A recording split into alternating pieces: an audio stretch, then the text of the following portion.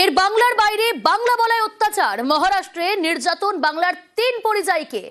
বেধড়ক মারধর পাণ্ডবেশ্বরের 3 শ্রমিককে। মহারাষ্ট্রে কাজ করতে গিয়ে বাংলা বলায় বাংলার বাইরে তাদের অত্যাচার করা হয়, বেধড়ক মারধর করা হয় 3 পরিযায়ীকে।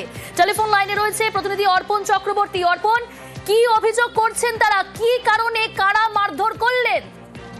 দেখো, যেটা অভিযোগ হচ্ছে যে পাণ্ডবেশ্বরের 3 পরিযায়ী সৈনিক তারা নভেম্বর মাসে কিন্তু সেখানে খননের কাজে যোগ দিতে যান এবং তারপরেই কিন্তু তারা যেটা জানাচ্ছেন যে বাংলা ভাষায় কথা বলায় তাদের অপরাধ এবং বাংলা ভাষায় কথা বলার জন্যই তাদের উপর অত্যাচার করা হয় এবং অত্যাচার সইতে না পেরে কিন্তু তারা বাড়ি ফেরে।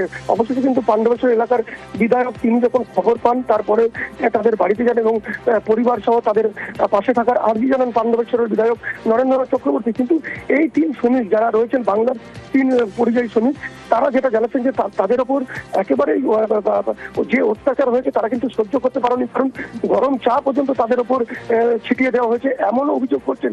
এবং তারা যখন বাংলা ভাষায় তারা কথা বলছেন ট্রেনে বা বাসে যাওয়ার পথে, সেই সময় কিন্তু তাদের ওপর অত্যাচার আরো বেড়ে যায় বলে এমনই তারা অভিযোগ করছেন। এবং তারপরেই কিন্তু এই অত্যাচার, কারণ বাংলায় কথা বলার জন্য যে অত্যাচার তারা সহ্য করছেন, সেই অত্যাচার সইতে না পেরে অবশেষে তারা কিন্তু এই বাংলার 3 পরিযায়ী শ্রমিক তারা বাড়ি ফেরেন। বেশ,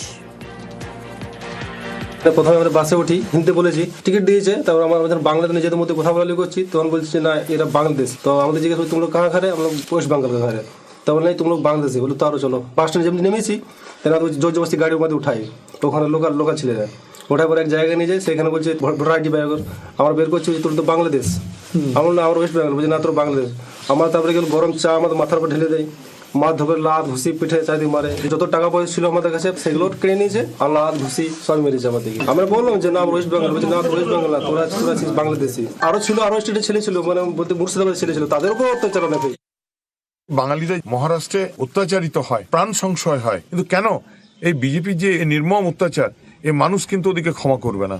এবং প্রকাশ্যে দিনের বেলায় বাংলা বললে তারা বাংলাদেশি। এই যে আবহ তৈরি হয়েছে, এটার জন্য দায়ী এই সেন্ট্রাল গভর্নমেন্ট। এদিকে যেতে না বাইরে, ওদিকে আমরা 7 দিনের মধ্যে এখানে কোথাও জয়েন করিয়ে দেবো।